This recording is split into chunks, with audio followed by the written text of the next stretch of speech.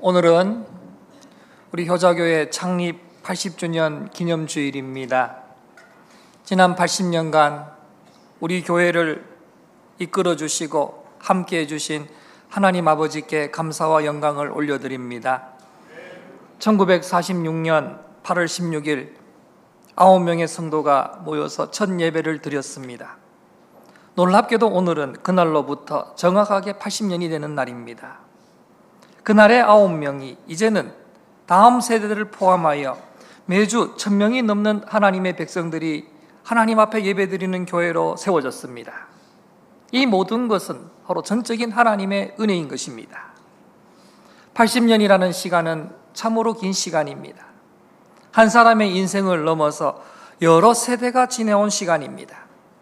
그 긴 세월 동안 하나님께서는 우리 교회를 지켜주셨고 예배가 끊이지 않도록 도와주셨고 이곳에서 계속해서 복음이 전해지도록 하셨습니다. 오늘 우리가 이렇게 예배드릴 수 있기까지는 보이지 않는 수많은 믿음의 손길들이 있었습니다. 기도하고 섬기고 또 자신의 것을 기꺼이 내어놓는 그런 교회를 지켜온 믿음의 선배들이 있었습니다. 그러나 그 모든 헌신보다 먼저 기억해야 될 것은 하나님께서 그들을 붙드시고 사용하셔서 오늘의 교회를 세워주셨다라는 사실입니다. 그렇다면 이제 우리도 받은 은혜를 누리는 데서만 머물러서는 안 됩니다. 교회는 하나님께 받은 은혜를 다음 세대와 세상을 향해서 다시 흘려보내는 공동체인 것입니다. 성도 여러분, 믿음의 선배들이 교회를 위해서 자신의 것을 드리고 기도하고 또 섬기고 복음을 전할 수 있었던 그 힘이 과연 어디에서 나왔겠습니까? 그들의 의지가 특별히 강해서가 아닙니다. 그들이 먼저 주님께 받은 그 사랑과 은혜가 너무나 컸기 때문입니다. 그래서 창립 80주년을 맞이하는 오늘 우리가 가장 먼저 해야 할 일은 바로 은혜를 기억하는 것입니다. 그리고 그 은혜를 기억하는 데서 머물지 말고 하나님께서 우리 교회에 맡기신 미래를 믿음으로 준비해야 됩니다. 이것이 원래 우리 교회가 붙들고 있는 은혜를 기억하며 미래를 준비하는 교회라는 이 표의 뜻이기도 합니다. 사랑하는 성도 여러분, 창립 80주년은 지나간 날을 자랑하는 날이 아닙니다. 오히려 하나님께서 베푸신 은혜를 기억하고 이제 우리도 어떤 믿음으로 다음 세대에게 이 믿음을 남길 것인가 다시 결단하는 날이 바로 오늘이 되어야 됩니다. 오늘 주신 말씀을 통해서 지난 은혜를 감사하며 하나님께서 우리에게 맡기신 사명을 다시 붙들고 세상으로 나아가는 우리 효자교회가 되기를 주님의 이름으로 축원합니다. 첫 번째로 우리는 지난 80년의 은혜를 기억해야 합니다. 오늘 바울은 14절에서 그리스도의 사랑이 우리를 강건하시는도다라고 말씀하고 있습니다. 여러분이 가지고 있는 성경을 보시면 이 강건이라는 단어에 각주가 붙어 있어요. 그 각주를 보면 끄는도다라고 표기가 되어 있습니다. 즉 강건한다라는 것은 억지로 몰아붙인다라는 뜻이 아니라 그리스도의 사랑이 우리를 붙들고 이끌어서 움직이게 한다라는 뜻입니다. 바울이 복음을 위해 살 수 있었던 힘은 자신의 의지가 강해서가 아닙니다. 자신이 받은 그리스도의 사랑이 너무나 컸기 때문입니다. 예수님께서 자신과 같은 죄인을 위해서 죽으시고 새로운 삶을 주신 그 사랑을 바울이 붙들고 움직이게 했던 것입니다. 교회도 마찬가지입니다. 교회는 사람의 열심으로만 세워지는 곳이 아닙니다. 교회는 언제나 하나님의 은혜가 먼저입니다. 그리고 그 은혜에 붙들린 사람들이 믿음으로 응답할 때에 바로 헌신이 시작이 됩니다. 우리 교회가 80년 동안 여기까지 올 수 있었던 것은 바로 하나님의 은혜 때문입니다. 이것이 바로 우리의 고백이 되어야 됩니다. 그리고 하나님께서는 그 은혜의 역사를 이어가시는 동안 수많은 믿음의 사람들을 통해서 사용하셨습니다. 누군가는 교회를 위해서 물질을 드렸습니다. 그 가운데서는 넉넉해서 드린 분들도 계시지만은 넉넉지 않은 형편 속에서도 기꺼이 자신의 것을 내어놓고 또 교회를 섬긴 분들이 계실 것입니다. 누군가는 새벽마다 교회에 나와서 기도했고 누군가는 교회 학교 아이들을 돌보았고 누군가는 전도하고 누군가는 찬양하고 누군가는 보이지 않는 자리에서 주의 전을 청소하고 또 밥을 준비했습니다. 그 가운데는 이름이 남지 않는 분들도 있을 것입니다. 그러나 하나님께서는 그 수고를 다 기억하고 계십니다. 그리고 우리는 그분들의 그러한 귀한 헌신을 기억하면서도 그 헌신을 가능하게 하셨던 하나님의 은혜를 더욱더 깊이 기억해야 됩니다. 여러분, 오늘 우리가 누리고 있는 교회는 어느 한 세대의 수고만으로 이루어진 것이 아닙니다. 지금의 이 예배당을 세우기 위해서 고생하며 섬겼던 분들도 계시고, 또 이 교회의 사역을 이어오기 위해서 수많은 사람들이 헌신했습니다. 그 이전에도 믿음의 선배들이 기도하고 참고 희생하고 다시 일어서면서 믿음의 터전을 일구어 왔습니다. 우리는 앞선 세대가 물려주신 이 믿음의 유산 위에 오늘의 교회를 세워가고 있는 것입니다. 그래서 창립기념주일은 단순히 우리 교회가 오래되었다, 이것을 자랑하는 날이 아니라 하나님의 은혜를 기억하는 날이고 믿음의 선배들의 수고를 감사하는 날이 바로 창립기념주일입니다. 우리는 지금 우리가 누리고 있는 것들을 당연하게 여기기가 쉽습니다. 특히 오래된 교회일수록 주의해야 될 것은 바로 익숙함입니다. 예배드릴 장소가 있고 또 말씀을 들을 수가 있고 찬양하고 자녀들이 교회 학교에 와서 신앙을 배울 수 있는 것을 그저 당연하게 생각하게 됩니다. 익숙하게 생각하는 것이죠. 그러나 여러분, 이 모든 것은 저절로 생긴 것이 아닙니다. 누군가의 눈물과 기도와 희생을 통해서 우리에게 전해진 믿음의 유산인 것입니다. 사랑하는 성도 여러분, 오늘 우리가 누리고 있는 이 은혜를 당연하게 여기지 마시기를 바랍니다. 지난 80년 동안 우리 교회를 지키시고 수많은 믿음의 손길을 통해서 여기까지 인도하신 하나님께만 감사하시기를 바랍니다. 창립 80주년을 맞이하여 우리는 시간을 자랑하기보다는 여기까지 인도하신 하나님의 은혜를 더 깊이 기억해야 됩니다. 우리도 그리스도의 사랑에 붙들려서 믿음의 선배들이 걸어온 그 헌신의 길을 귀하게 이어가는 우리 효자의 성도들 되시기를 주님의 이름으로 축원합니다. 두 번째로, 받은 은혜로 믿음의 미래를 준비해야 됩니다. 오늘 보면 15절에 그가 모든 사람을 대신하여 죽으심은 살아있는 자들로 하여금 다시는 그들 자신을 위하여 살지 않고 오직 그들을 대신하여 죽었다가 다시 살아나신 이를 위하여 살게 하려 함이라 라고 말씀합니다. 이 15절의 말씀은 우리가 왜 살아야 하는지를 분명하게 보여주는 말씀입니다. 예수님께서 우리를 위해 죽으셨기 때문에 이제 우리는 나 자신을 위해서 살아가는 사람이 아니라 주님을 위해 살아가야 된다는 그런 사람이 되어야 한다는 뜻입니다. 그리고 이어서 바울은 17절에서 그런즉 누구든지 그리스도 안에 있으면 새로운 피조물이라 이전 것은 지나갔으니 보라 새 것이 되었도다라고 선언하고 있습니다. 여러분, 그리스도의 은혜는 단순히 우리의 죄를 용서하는 데서 끝나지 않습니다. 우리의 삶의 방향과 목적을 새롭게 하십니다. 그렇다면 여러분, 우리가 미래를 준비해야 되는데 미래를 준비하는 교회는 어떤 교회일까요? 건물을 새롭게 준비하고 좋은 시설과 프로그램을 마련하는 것만으로 미래를 준비하는 것이 아닙니다. 우리 자신이 그리스도 안에서 날마다 새로워지고 다음 세대가 말씀과 복음 위에 굳게 서도록 믿음을 물려주는 교회가 바로 미래를 준비하는 교회입니다. 여러분, 우리가 받은 은혜는 우리 안에서만 머물러서는 안 됩니다. 은혜를 받은 사람은 그 은혜에 응답하게 됩니다. 사랑받은 사람은 사랑하게 되는 것입니다. 섬김을 받은 사람은 다시 섬기게 됩니다. 하나님께서 우리에게 좋은 교회를 허락하시고 예배와 말씀과 믿음의 공동체를 주셨다면 이제 우리도 그 은혜를 흘려보내야 되는 것입니다. 오늘날 우리는 편리함을 중요시 여기는 시대에서 살아가고 있습니다.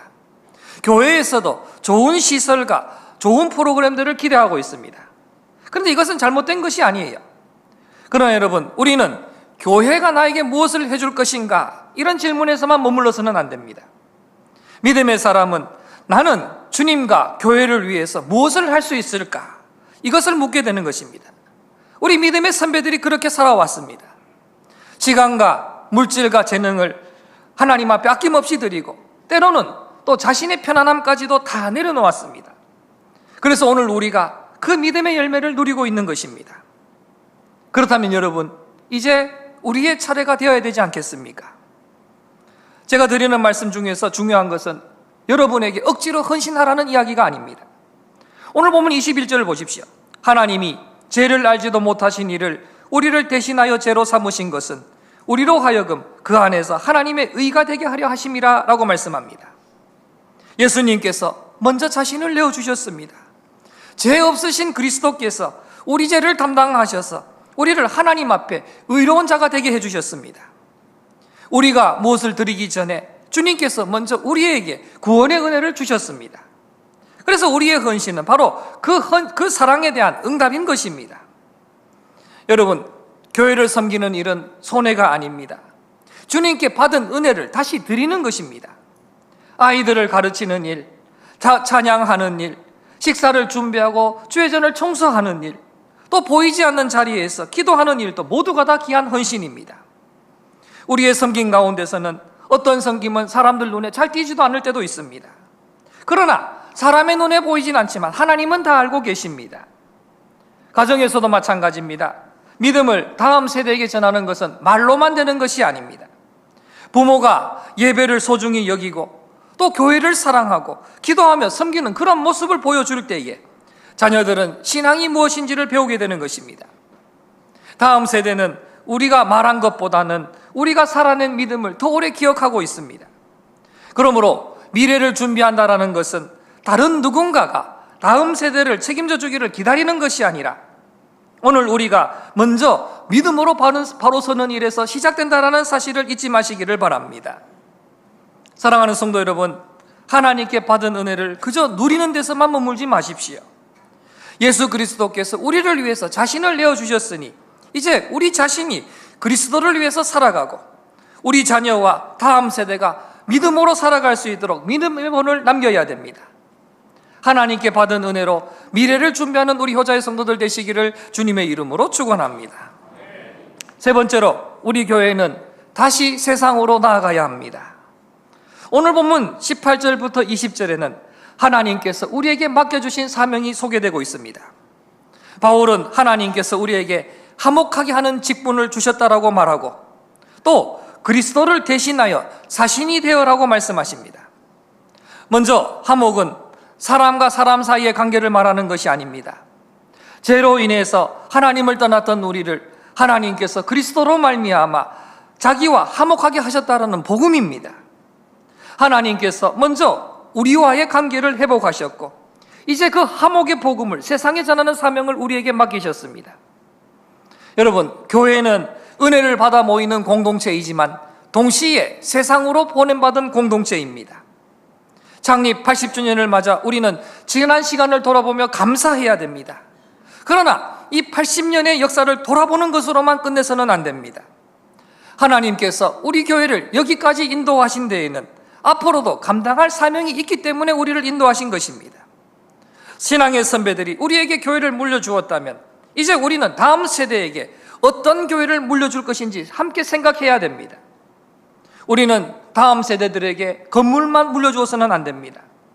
좋은 시설과 편리한 환경도 필요하지만 그것만으로 교회가 이어지는 것은 아닙니다. 말씀을 사랑하는 교회, 기도의 불이 끄지지 않는 교회, 서로를 섬기는 교회, 다음 세대들을 믿음으로 세우는 교회, 복음을 전하고 지역을 품는 교회를 우리 후손들에게 물려주어야 됩니다. 지난 수요일 저녁에도 말씀드렸듯이 우리 효자교회가 다음 세대에게 물려줘야 될 것은 단순히 80년 된 교회가 아니라 80년이 지나도 살아 역사하는 복음을 물려주어야 되는 것입니다. 오늘 본문은 또한 우리를 향해서 그리스도의 사신이라고 부르고 있습니다. 사신은 자기 말을 전하는 사람이 아니라 자기를 보낸 분의 뜻을 전하는 사람이 바로 사신입니다. 그래서 우리도 세상 속에서 우리를 보내신 예수님의 마음과 뜻을 전해야 됩니다. 무엇보다 하나님께서 그리스도로 말미암아 이루신 화목의 복음을 전해야 됩니다. 그리고 그 복음을 우리 삶으로 드러내며 갈등이 있는 곳에는 화해를, 외로운 사람들에게는 위로를, 복음을 모르는 사람에게는 예수 그리스도의 소망을 전해야 됩니다. 그러므로 창립 80주년은 쉬어가는 자리가 아니라 다시 출발하는 자리입니다. 여기까지 잘 왔다라는 감사도 필요하지만 이제 우리는 어디로 가야 하는가를 함께 붙들어야 됩니다. 왜냐하면 지난 80년을 지켜주신 하나님께서 앞으로도 우리 교회를 세상 속에서 사용하시기를 원하시기 때문입니다. 우리 교회가 앞으로도 지역을 섬기고 다음 세대들을 세워나가고 복음을 전하는 교회로 계속해서 쓰임받아야 되는 것입니다. 그리고 오늘 우리는 그 믿음과 사명을 다시 다짐하는 뜻으로 잠시 후에 전 교인들이 함께 필사한 성경을 하나님께 봉헌하며 또 우리에게 효자교회를 허락하신 하나님께 감사하는 시간을 가질 것입니다. 어린아이로부터 시작해서 어르신까지 500여 명의 성도가 함께 이 성경의 손글씨를 남겼습니다. 필체는 저마다 달랐지만 그 500개의 손끝에서 써내려간 것은 하나의 같은 말씀이었습니다.